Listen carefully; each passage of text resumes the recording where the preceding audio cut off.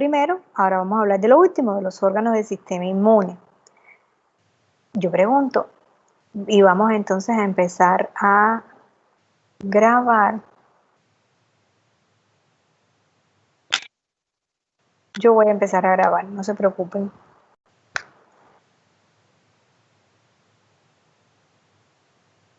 Listo. ¿Alguien sabe por qué un paciente que se le hace una esplenectomía hay que colocarle la vacuna de neumococo cada 2 años?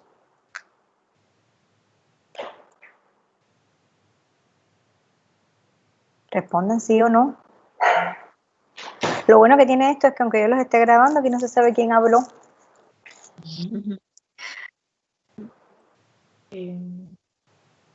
Pues no. No tienen ni idea. Bueno, entonces vamos a aprenderlo hoy. Vamos a ver cuáles son los órganos de la respuesta inmune. ¿Cuáles son los órganos de la respuesta inmune? Eso ustedes ya lo saben porque eso lo dieron en histología 1. ¿Cuáles son? El vaso, El vaso, el timo, ¿qué más? Vaso, timo, no.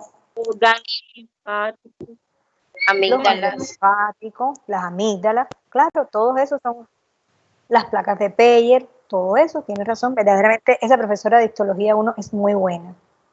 Me conta, además.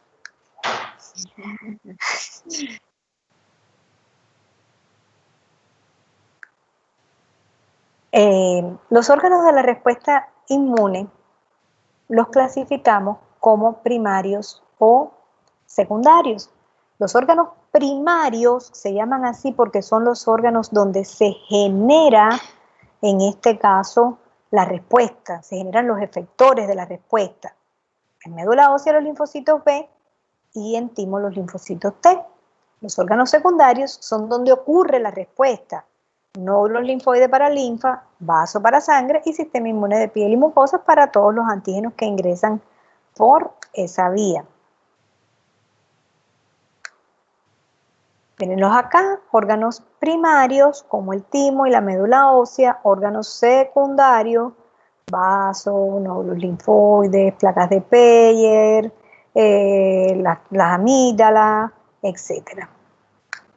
Recordemos que esa médula ósea está situada a nivel de los huesos planos y de las diáfisis de los huesos largos, que en esa médula ósea es donde ocurre la producción o se genera la stem cell pluripotencial, la célula madre pluripotencial, que va a dar lugar a todos los componentes formes de la sangre, tanto la serie roja como la serie blanca, que es la que nos interesa, obviamente, y la serie megacariocítica. Pero además, y no menos importante, aquí en la médula ósea es donde ocurre la maduración y selección del repertorio de linfocitos B. ¿Qué se selecciona? Se selecciona lo que sirve de lo que no sirve. ¿Quiénes son los que sirven? Todos los linfocitos B que me reconocen, en este caso, antígenos extraños. Todos los linfocitos B que reconocen antígenos propios no sirven y por lo tanto son descartados, sencillamente se eliminan. Y básicamente esto ocurre en la región del hueso esponjoso, que es donde se forman estas células madres pluripotenciales y donde ocurre la maduración de estos linfocitos B. Miren acá, este es el proceso de la hematopoiesis, nos interesa todo lo que tiene que ver con la línea linfoide y sobre todo con la selección del repertorio de linfocitos B. El timo, recuerden que es un órgano bilobulado que está en el mediastino anterior, que empieza a involucionar en la pubertad, es decir, aproximadamente a los 17 años, y ya a los 40 años representa un 5 o un 10% de la masa original que tenía el timo. Miren que desde el punto de vista histológico reconocemos una corteza y una médula. En la corteza, si ustedes miran, hay una gran cantidad de células y en la médula hay menos. ¿Por qué? Porque acuérdense que acá en el timo ocurre el proceso de selección de los linfocitos T.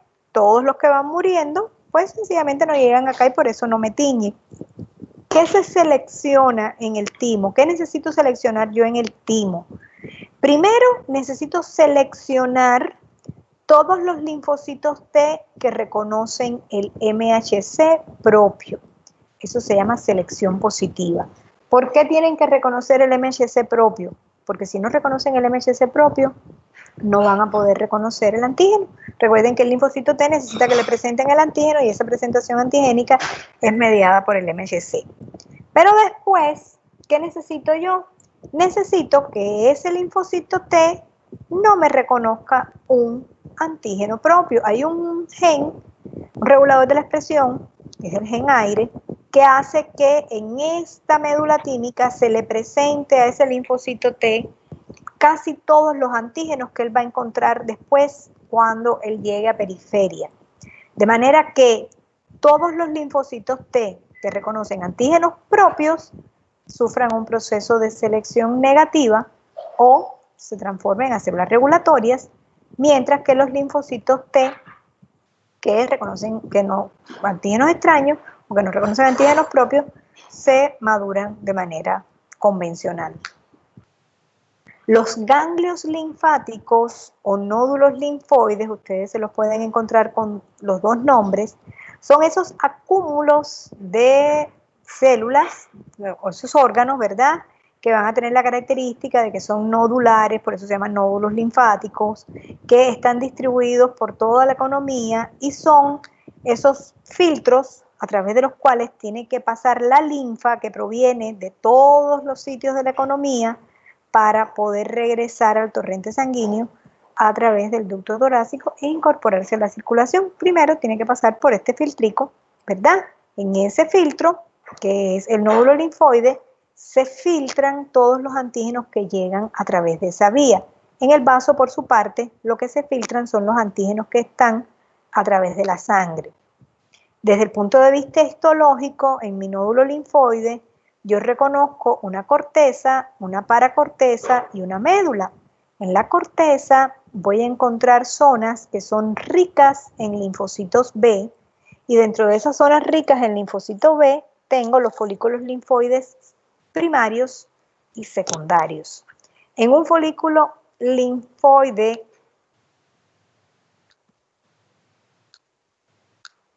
si ustedes toman el control, pasa esto. Nos regresamos a una diapositiva anterior a la que estábamos viendo. ¿Ok? Entonces, calmen los deditos.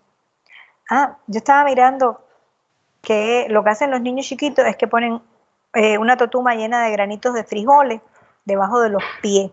Y entonces mueven los pies en los granitos esos de frijoles y con eso entonces se les calma la ansiedad, se les mejora la tensión, etcétera. Pueden probar eso para las clases virtuales. De pronto les funcionan, digo yo. Bueno, en donde estábamos. Les estaba contando que un folículo linfoide primario es así, oscurito, porque está lleno de linfocitos B en reposo. Recuerden que un linfocito B es núcleo y un poquito de citoplasma, por eso se ve así. Un folículo linfoide secundario tiene linfocitos B que se activaron y se están transformando en células plasmáticas productoras de anticuerpos.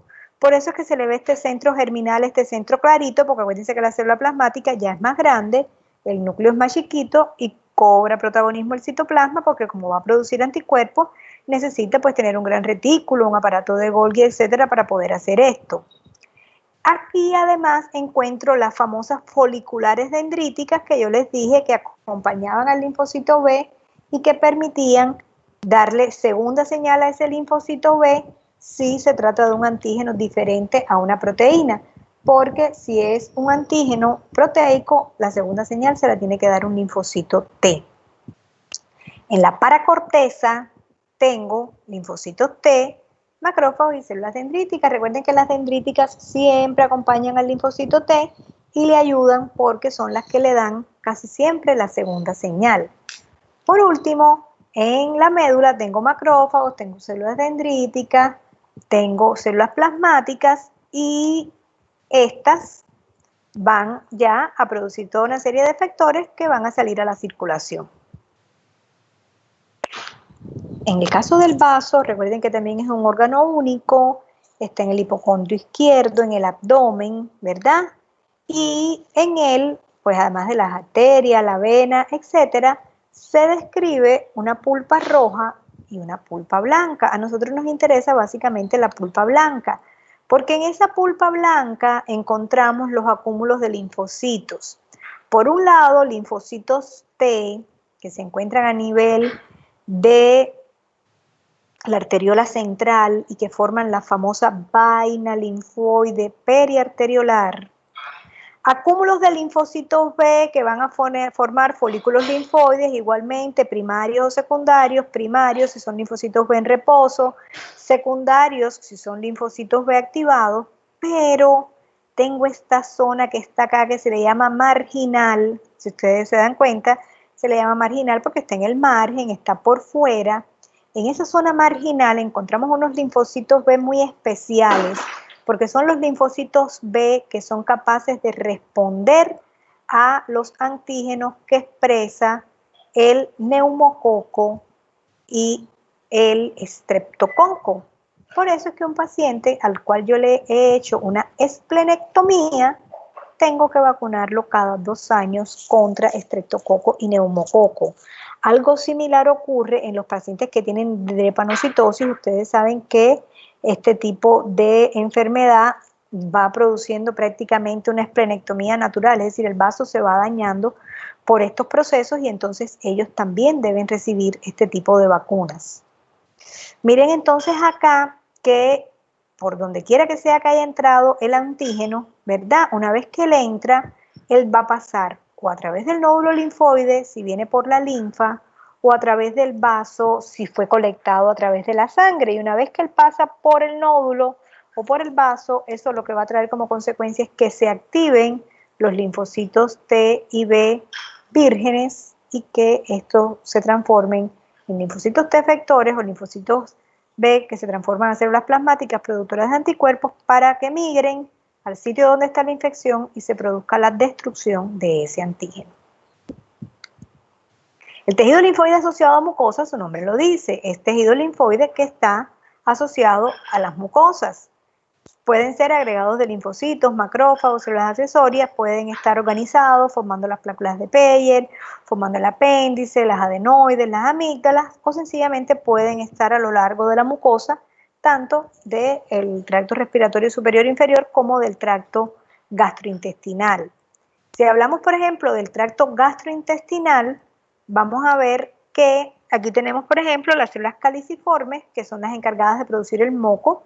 Recuerden que el moco es un mecanismo de defensa no inmunológico que va a atrapar esos antígenos para que a través de los movimientos de, en este caso, de las microvellosidades pueda salir. Las células epiteliales son capaces de producir citocinas que activan la respuesta inflamatoria. Las células M son especialistas captando los antígenos para llevarlos hacia el interior y que puedan ser presentados por la célula dendrítica. Las células de Panet, por ejemplo, se sabe que producen defensinas. Acuérdense que les dije que las defensinas van a destruir la membrana de, en este caso, los microorganismos y por ese mecanismo los van a matar. También hay producción de inmunoglobulina, sobre todo inmunoglobulina A, que es la que predomina en mucosas, o también inmunoglobulina M, están las dendríticas que son presentadoras. Y ojo, miren que en el tracto gastrointestinal predominan los linfocitos T del perfil TGP17, que me sirven para respuesta a bacterias extracelulares y hongos, y linfocitos T reguladores. ¿Por qué predominan los T reguladores acá? ¿Qué creen ustedes? ¿Por qué será que predominan los T reguladores en el tracto gastrointestinal? ¿Para qué servirán estos T reguladores en el tracto gastrointestinal? ¿Qué creen ustedes? Digan algo. Ya, ahora sí se durmieron todos. Aquí están. Es decir, solamente de cuerpo, porque la mente no está.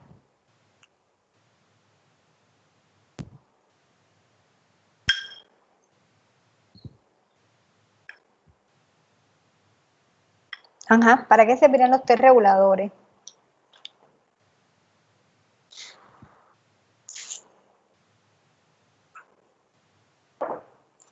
¿Mm?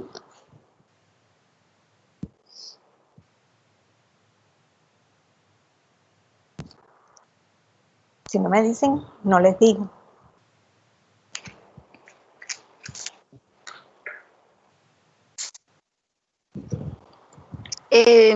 Los linfocitos T reguladores no son los que se encargan ¿De qué?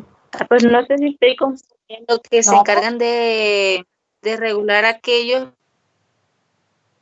o sea, cuando se producen aquellos que no son como funcionales, de regular la producción de aquellos linfocitos que no son funcionales. No sé. O sea, los linfocitos T reguladores me van a servir, como su nombre lo indica, para regular la respuesta inmune. En este caso, para que sencillamente no haya respuesta hacia los antígenos que ingresan por vía oral. Porque si todo lo que yo me como voy a responder, imagínense ustedes qué problema. Sí, por eso es que predominan los linfocitos T reguladores. En el caso del tracto respiratorio, vamos a ver que aquí yo voy a tener fundamentalmente, pues por un lado las células epiteliales. Acuérdense que esas células epiteliales producen moco y como producen moco van a atrapar los antígenos. Además, tienen su movimiento, ¿verdad?, de cilios y producen defensinas que ya les había contado, que tienen la característica de que producen la destrucción de las bacterias porque producen cambios a nivel de las membranas de las bacterias. Están las proteínas surfactantes A y D, que van a actuar como oxoninas, van a marcar esos antígenos y además producción de inmunoglobulinas, IgA, IgM, IgG. En la piel, pues tenemos los queratinocitos. Estos queratinocitos producen queratina, defensinas, citocinas. Están los linfocitos intraepidérmicos, están los linfocitos y las células accesorias de la dermis, y además de eso están los macrófagos, las células de Langerhans, células dendríticas, las células cebadas y las células del endotelio vascular. Todos estos son efectores de la respuesta a nivel de la piel. Quiere decir que la piel, más allá de ser una barrera física que impide la entrada de microorganismos, va a tener toda una serie de mecanismos de defensa inmunológicos, en este caso inespecíficos y específicos, para poder responder a los antígenos. Ojalá no sea así como queden estos cursos de farmacología, de inmunología, de semiología. ¿Mm? ¿Alguna duda, alguna pregunta, algo que quieran saber?